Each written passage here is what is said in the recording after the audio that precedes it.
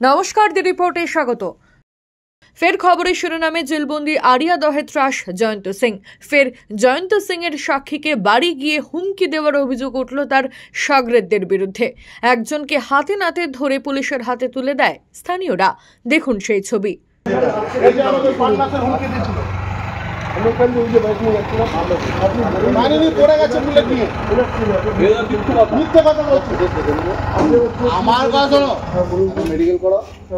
আমার বক্তব্য হচ্ছে তোমার যদি পক্ষে সিসি ফুটেজ থাকে নিশ্চয়ই অ্যাকশন হবে। দেখুন আমি যদি আরে অতিরিক্ত কথা বলো না, এই ডিংস করা যেত বা চুপ করে মেডিকেল করাও, কালকে অ্যাকশন হবে।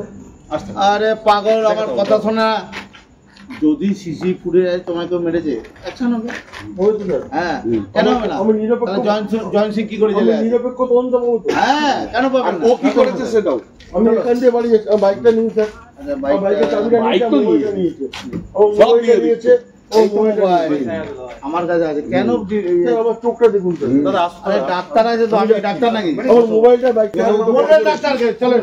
আমি ফোন করেছি তো, যা আমিও মেজবাবুকে ফোন করি। যা তো এই তুই ওটা বাইকটা কিনে নে, আমি নিচ্ছি ওটা। চলো চলো চলো। উল্লেখ্য, কয়েক মাস আগে সাক্ষী বিমল পাজাকে গাড়িতে বসে হুমকি দেওয়ার অভিযোগে গ্রেপ্তার হয়েছিল জয়ন্ত সিং এর শাগরেদ সুশোভন সার্কেল। জামিনে মুক্তি পেয়ে গতকাল রাতে ফের মদ্যপ অবস্থায় দলবল নিয়ে গিয়ে ফের জয়ন্ত সিং এর সাক্ষী বিমল পাজা ও তার পরিবারকে প্রাণনাশের হুমকি দেয় বলে অভিযোগ। এরপরেই পাড়া প্রতিবেশীরা বেরিয়ে এলে বাকিরা পালাতে সক্ষম হলেও অভিযুক্ত সুশোভন সার্কেলকে ধরে ফেলে এলাকার মানুষ। সেই ছবি আপনাদের প্রথমেই দেখিয়েছি। প্রশাসনের ওপর ভরসা রাখতে পারছি না, জানালো বিমল পাজা। 9 তারিখ সাক্ষীর ডেট আছে দুজনের। সেই সাক্ষীকে আগের বারেও এই সুশোভন সার্কেল ফেসবুক লাইভ করে থ্রেট করেছিল, প্রাণনাশের হুমকি দিয়েছিল। ঠিক সেমভাবে কালকে আবার এসে 3-4 জন মিলে বাইকে করে এসে এই এলাকায় দাঁড়িয়ে অশ্লীলভাবে গালাগালি হুমকি দিচ্ছে। তারপর যা হোক বাকিজন পালিয়েছে, একজন ধরা পড়েছে, পুলিশের হাতে তুলেও দেওয়া হয়েছে তাকে। সব জয়ন্ত সিংয়ের লোক। এখন জয়ন্ত সিং যে দিচ্ছে এদের বলছে যাতে আমাদের সাক্ষীদের দমানো যায়। সাক্ষীদের দমাতে পারলে তাহলে জয়ন্ত সিং বেরোবে।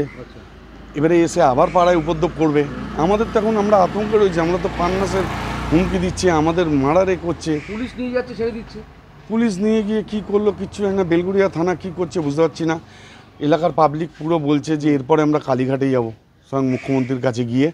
কামাহাটির এই অচল অবস্থা যা চলছে, কামাহাটির সব কিছু আতঙ্কে, প্রচুর আতঙ্কে।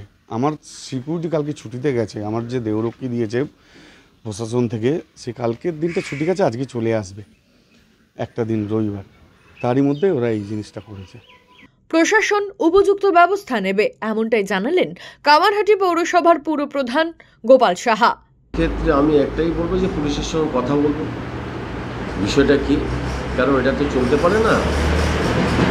কেউ আজকে থ্রেট করবে, কেউ কাউকে মারবে, ইত্যাদি ইত্যাদি। এটা মেনে নেওয়া যায় না, বা এগুলো আমরা কেউ মানিও না। কিন্তু আপনাদের থেকে শোনার পরে এই তো প্রথম শুনলাম, আমি নিশ্চয়ই আমার প্রশাসনের সঙ্গে কথা বলবো। তার জন্য যা যা ব্যবস্থা নিতে হয় প্রশাসনকে আমি অনুরোধ করবো সেই ব্যবস্থা গ্রহণ করার জন্য। এই সমস্ত কারণের জন্য এলাকার মানুষের মধ্যে একটা আতঙ্ক তৈরি হচ্ছে, কারণ রাতবিরেতে বাইক নিয়ে তাণ্ডব চলছে, হুমকি চলছে, এই একটা ঘটনা চলছে না। আমার ব্যাপারে দেখুন, মানুষ, প্রত্যেক মানুষের চাই শান্তি থাকে। সেটা আমিও চাই, আমার পরিবারও চায়, সকলের পরিবার, সকল মানুষটি চায়। তো সেখানে শান্তি বিঘ্নিত হলে পরে আমরা একমাত্র ভরসা করি আমাদের পুলিশকে। আমি পুলিশের সঙ্গে সে মতো কথা বলবো, কারণ মানুষকে সুখে শান্তিতে থাকতে দেওয়াই হচ্ছে আমাদের কাজ। খবর পেয়ে ঘটনাস্থলে বেলঘরিয়া থানার পুলিশ পৌঁছে অভিযুক্তকে আটক করে নিয়ে যায়। তবে ফের হুমকির ঘটনায় যথেষ্ট আতঙ্কিত সাক্ষী এবং তার পরিবার। রাজা দে, দ্য রিপোর্ট, আরিয়া দহ। সমস্ত খবরের আপডেট পেতে লাইক করে সাবস্ক্রাইব করুন দ্য রিপোর্ট চ্যানেলটি। সেই সঙ্গে বেল বাটন প্রেস করতে ভুলবেন না। আপনাদের একটা সাবস্ক্রিপশন আমাদের জন্য অত্যন্ত মূল্যবান। জয় হিন্দ।